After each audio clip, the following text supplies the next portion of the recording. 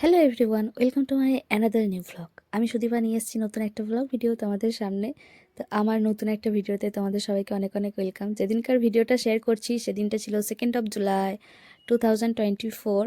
তো সেদিন সকালে ঘুম ভেঙেছে আমার বাপির ডাকে। বাপি মানে আমাকে ডেকে বলছে যে তাড়াতাড়ি যা, তোর মা তোকে মাছ ভাজতে ডাকছে। তো এই যে আমার হাতে মাছের ওই মানে কি বলবো, এই সমস্ত কিছু নোংরাগুলো লেগেও ছিল। তো আমি ভাবলাম ঠিক আছে, একটা ব্লগ শুরু করেই দিই, আর আজকে সারাদিনটা কী কী হয় তোমাদের সঙ্গে শেয়ার করি। আসলে আমাদের পুকুরে সেদিন অনেক মাছ ধরেছিল, আর এই যে চুনো মাছগুলো যেগুলো ধরেছিল সেগুলো মায়ের বাঁচতে তো অনেক সময় লাগতো। তাই জন্য বাপি মানে সকাল সকাল আমাকে তলব করেছে। আর প্রথমেই মুখটা আমার বেজার দেখলে তার কারণটা হচ্ছে এটাই কি, আমাকে ভালো করে ঘুমাতে দেয়নি। মানে কি যে কষ্ট, কি বলবো, ওই প্রচুর সকাল সকাল ঘুম থেকে উঠে আমার প্রচণ্ড কষ্ট হয়। এদিকে বৌমনি মা আর বৌমনিদের যে কাজকর্ম করে দেয় সেই কাকিমা সবাই মিলেই মাছ বাছছিল। তো আমি ছোট ছোট মাছগুলো প্রথমে বাছছিলাম। এগুলো আমাদের ভাষায় ময়ে মাছ বলা হয়, আবার মৌরলা হয়তো হবে এই মাছটার নাম, ভালো কথাই। আমি তোমাদের সঙ্গে বর্ষাকালের ব্লগ শেয়ার করছি, আর বর্ষাকালে যেহেতু মাছের পেটে ডিম জন্মায়, এই যে দেখো ডিম।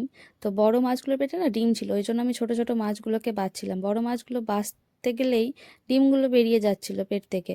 তো আমি খুব একটা ভালো যে ভীষণ বাছতে পারি তা নয়, আর দু হাত দিয়ে বাছলে ভালো হতো, কিন্তু আমি তো এক হাতে ক্যামেরা করছিলাম তাই সেটা পসিবল হয়নি।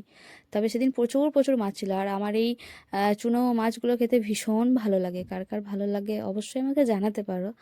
আমি এই মাছগুলো পেলে আর কিছু লাগবে নাই, মানে ভীষণ ভালোবাসি এই মাছগুলো খেতে। আর আজকাল আমি বাঙাল ভাষা শিখেছি, তাই লাগবে নাই, যাবো নাই, খাবো নাই, এইসব করছি। এনিওয়েজ, মাছ বাছা হয়ে যাওয়ার পর ভালো করে হাত পরিষ্কার করে আমি তোমাদেরকে দেখা দিলাম আমাদের বাড়ির গাছগুলোকে। কি সুন্দর লাগছে, আর এই যে নতুন পাতা জন্মেছে না, কচি কচি পাতা, চারিদিকটা সবুজে ভরা, কি ভীষণ সুন্দর লাগছে। নানা রকমের গাছ আমাদের বাড়িতে রয়েছে। এটা গয়া পালং, এখানে রয়েছে ওল গাছ, এখানে ফুলের গাছ, এখানে লেবু গাছ, আম গাছ। আর বাড়িটাও কি সুন্দর লাগছে, বৃষ্টি হলেই হয়।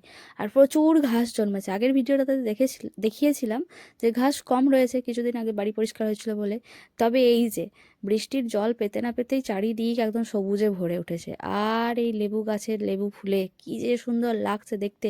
আর একটা মিষ্টি গন্ধ আছে, তবে সেটা খুব উগ্র নয়, একটু কাছে গেলে পাওয়া যাবে। কি ভীষণ সুন্দর, এই দেখো এই একটা গাছ, কি সুন্দর ফুল ফুটেছে, জবা গাছ, নানা রকমের গাছ। ওখানে আমাদের রয়েছে আরও প্রচুর ধরনের গাছ। এই আঙুল দিয়ে দেখালাম যে দুটো গাছ, সেই দুটো তোমরা যদি চিনতে পারো তাহলে আমাকে বলতে পারো। আর এই যে রান্না শেখার এই হচ্ছে জ্বালা, মা সুযোগ পেলেই আমাকে দিয়ে হাতা খুন্তি ধরিয়ে দেয়, বলে রান্না কর। আমি রান্না করতে ভালোবাসি ঠিকই, কিন্তু সব সময় কি আর ভালো লাগে বলো। যদিও মা সবসময় আমাকে রান্না করতে বলে না, মায়ের যদি শরীর খারাপ থাকে বা প্রচুর কাজের চাপ থাকে, বা আমার যদি কখনো কোনো কিছু স্পেশাল রান্না বান্না করতে ইচ্ছে হয় তখন আমি করি। তবে আজকে আমি করছিলাম ঘুগনি আর কি, মুড়ি খাওয়ার জন্য। তো প্রথমে 5 ফোড়ন দিলাম, টমেটো তো তখন ছিল না তাই দেওয়া হয়নি। তারপর পেঁয়াজ বাটা, আদা রসুন বাটা, আর লঙ্কা গুঁড়ো, জিরে গুঁড়ো, হলুদ গুঁড়ো, ধনে গুঁড়ো, এইগুলোই দিয়েছি। একদম সাধারণ বাড়িতে যা কিছু থাকে। তারপর ভালো করে মশলাটা কষানো হয়ে গেলে প্রেসার কুকারে সেদ্ধ করে রাখা মটর আর আলু আমি দিয়ে দিলাম। আমি রান্না করা মানে হচ্ছে অনেকক্ষণ ধরে মশলা কষানো, কারণ অনেকক্ষণ ধরে মশলাটা কষালে আমার মনে হয় রান্নাটা ভালো হবে। তারপর শুরু হয়েছে মাছ ভাজার পর্ব। ছোট মাছের সঙ্গে সঙ্গে অনেক বড় মাছও ধরা হয়েছিল। তবে মা এখানে প্রথমে চারাপোনা মাছগুলোকে ভেজে নিচ্ছিল। এই চারাপোনা মাছগুলো ভাজা খাওয়া হবে। তবে বাপি আজকে খেতে পারবে না, কারণ ওই যে আগের ভিডিওতে দেখিয়েছিলাম মা মনসা যাওয়ার কথা, সেটা এই ভিডিওতেও হবে। আর মাছ ভাজতে ভাজতে মায়ের সঙ্গে আমি গল্প করছিলাম। সেই গল্পটা হচ্ছে, মাকে আমি বলছিলাম, মা জানো আজকে আমার একটা পার্সেল আসবে। তো মা বললো কি, আমি বললাম খুব সম্ভবত হয়তো ফটো ফ্রেম। মা বললো নিয়ে কি করবি।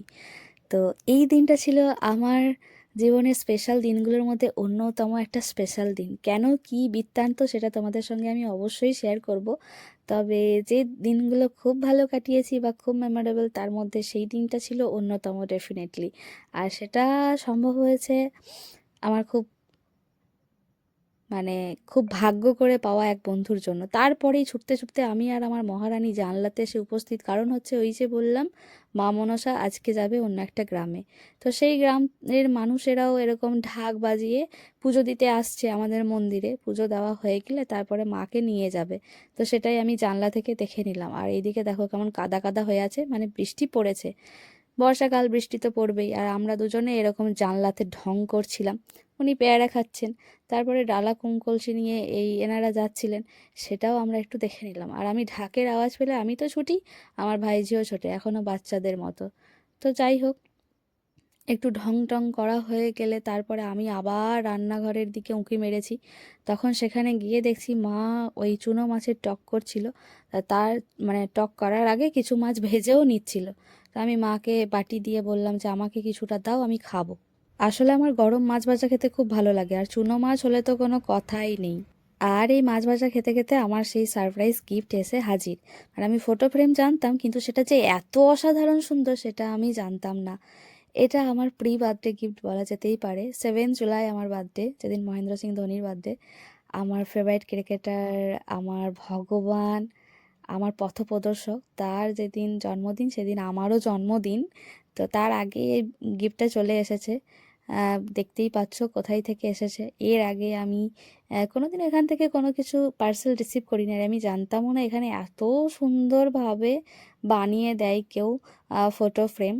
তো যে দিয়েছে সে অবশ্যই আমার কাছের বন্ধু। আগের ভ্লগে দেখেছো যে বন্ধু তার নিজের প্রয়োজনীয় জিনিসটা আমার প্রয়োজনে আমাকে দিয়ে গেছে, সেই বন্ধুই। মানে প্রত্যেক বছরই সে আমাকে সারপ্রাইজ গিফট পাঠায়, এবারও তার ব্যতিক্রম নয়। তবে সেটা কি আছে পরে খুলে দেখাবো। এদিকে দেখছি মা নানা রকমের মাছের পদ রান্না করেছে, এখানে মৌরলা মাছের টক হচ্ছে, এটা বেশ কয়েকদিন ধরে জমিয়ে খাওয়া যাবে। তার সাথে রয়েছে বড় মাছগুলো, সেগুলো কিছুটা ঝোল হবে, কিছুটা টক করে রাখা হবে, আর কিছুটা পরের দিনের জন্য। আর সেই মাছ ভাজা দেখতে দেখতেই দেখছি এদিকে মাকে নিয়ে যাওয়ার জন্য প্রস্তুতি, মানে মাকে নিয়ে যাচ্ছে।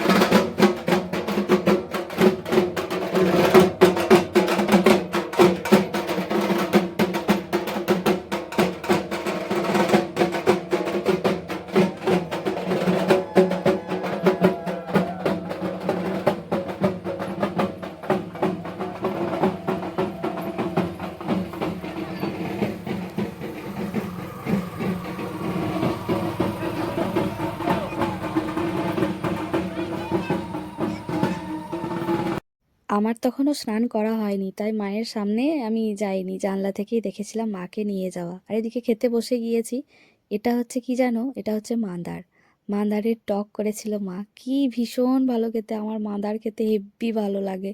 এখানে মা কয়েকটা চুনো মাছ দিয়ে দিয়েছে, যার জন্য টেস্টটা আরও সুন্দর হয়ে গিয়েছে। তবে আজকে মা আর আমিই খেয়েছি। বাপি যেহেতু মা মনসাকে নিয়ে গিয়েছে, উপোস করে আছে, তাই যতদিন না মা বাড়িতে ফিরবে ততদিন আমার বাবা এই ভাত কিছু খেতে পারবে না, ফল জল খেয়ে এমনি সাধারণভাবে থাকতে হবে, আর রুটি চাইলে খেতে পারে। তো মাছের পদগুলোই ছিল, সেগুলো আর নতুন করে কিছু বললাম না। আর যেহেতু আমার রাস্তার ধারে বাড়ি, এত গাড়ি যাচ্ছে, তাই সেই নয়েজগুলো একটু অ্যাভয়েড করে দিও। আর বিকেলের দিকে দেখো মেঘটা কেমন একদম জাঁকালো হয়ে এসেছে, ঘোরালো মেঘ যাকে বলে, বৃষ্টি হলেই হয় এইটাই ভাবছি। মানে বিকেলও নয়, তখন দুপুরবেলা 3টে 3:30 কি বাজে। তো তারপরে এই দেখো, ভেবেছিলাম বৃষ্টি হবে, আর এদিকে ঝমঝম করে বৃষ্টি নেমে গেছে। সে কি অবস্থা, মানে এত জোরে বৃষ্টি পড়ছে যেটা আমার ক্যামেরাতে বোঝা যাচ্ছে না। প্রায় 1-1.5 ঘন্টা ধরে প্রচণ্ড পরিমাণে বৃষ্টি হয়েছে, বাপ রে। ভাবছিলাম আজ বোধহয় আর বৃষ্টি ছাড়বেই না। আর সেদিনই যারা মাকে নিয়ে গিয়েছিল, খুব সম্ভবত সেদিনই ফেরার কথা ছিল। তো সেই একই ব্যাপার আগের দিনের মতো, যে মা কিভাবে ফিরবে, এটাও একটা চিন্তার বিষয় হয়ে দাঁড়ায়। আর পুকুর দেখো প্রায় ভরেই গিয়েছে কানায় কানায়, এবার শুধু ছাপিয়ে গেলেই হয়, এরকম একটা ব্যাপার। আর পুরো জায়গাটা কেমন যেন ধোঁয়াশা ধোঁয়াশা হয়ে গিয়েছে, মনে হচ্ছে যেন কুয়াশা পড়ছে, কিন্তু মেঘে এমনই একটা অবস্থা। তারপর চলো তোমাদেরকে শেয়ার করি যেই স্পেশাল গিফটটা আমার জন্য এসছে। আই এম আমি সিরিয়াসলি ভীষণ লাকি যে প্রত্যেকবার এরকম একটা সারপ্রাইজ গিফট পাই। এটা আমি আগেই খুলে ফেলেছি, ওটা অন্য একটা ভিডিও বানিয়েছি, তাই তোমাদেরকে এভাবেই দেখাচ্ছি। সেটা হচ্ছে এই অসাধারণ সুন্দর ফটো ফ্রেমটা। কি সুন্দর না, আমার একটা ছবি দিয়ে বানানো। আবার এরা একটা কি হোল্ডারও দিয়েছে। প্রথমে আমি সেটা দেখতে পাইনি, আর এটা দেখে আমি এমন আত্মহারা হয়ে গিয়েছি যে দেখে নেচে বেড়াচ্ছি। এত সুন্দর, যারা এখান থেকে পারচেস করেছো, অর্ডার করেছো, তারা জানো কি ভীষণ সুন্দর। এখানে আঠা দেওয়া রয়েছে লাগানোর জন্য। তো আমি সিরিয়াসলি ব্লেসড যে এরকম একটা বন্ধু পেয়েছি যে আমাকে প্রতিটা পদে পদে চমকে দেয়। প্রত্যেকটা জন্মদিনে আমাকে এরকম একটা সারপ্রাইজ গিফট দেয়। সে যবে থেকে আমার জীবনে এসেছে তারপর থেকে। তো তুই ভালো থাক, আর আমাদের বন্ধুত্ব বজায় থাক শেষ দিন অবধি, এটাই আমি চাই। তো এই ছিল আমার প্রি বার্থডে গিফট, আর এই ছিল আজকের ভিডিও। কেমন লাগলো অবশ্যই জানিও। দেখা হবে নতুন কোনো ভিডিওতে, ততক্ষণ টাটা, রাধে রাধে। সাপোর্ট করতে